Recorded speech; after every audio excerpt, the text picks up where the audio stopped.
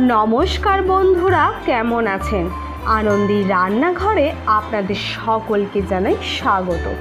জানেন তো বন্ধুরা, কর্তামশাইকে আবদার করেছিলাম বাইরে থেকে একটু পালস লজেন্স আনার জন্য।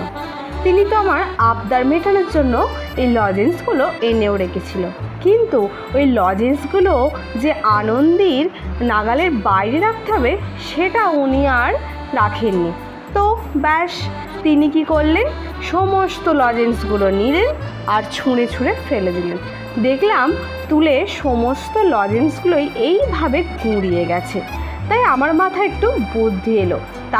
তাই কি করলাম, ভাবলাম যাই মিনি কিচেনে এই লজেন্সগুলো দিয়ে যদি একটু শরবত বানানো হয় তাহলে তো ব্যাপারটা মন্দ হয় না।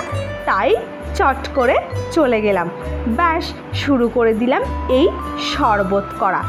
তেমন কিছু ব্যাপার নয়, জানেন তো বন্ধুরা, শুধু নিয়েছিলাম একটা লজেন্সের গুঁড়ো, আর দিয়েছি অল্প পরিমাণে বিট লবণ, আর দিয়েছি একটুখানি ভাজা মশলা, আর সামান্য পরিমাণে চিনি, আর একটু জল দিয়েছি। আপনারা যদি এটাতে পারেন স্প্রাইটও দিতে পারেন, ব্যাপারটা খুব ভালোই জমে যাবে।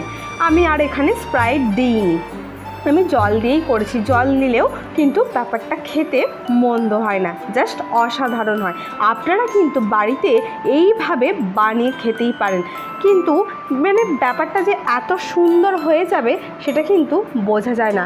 দেখুন, ওইখানে কিন্তু আমার পালস লজেন্সের শরবত রেডি। এক চুমুক দিলেই মুখ দিয়ে বেরিয়ে আসবে আহ, এরকম একটা ওয়ার্ড। আপনারা অবশ্যই কিন্তু বাড়িতে এটা বানিয়ে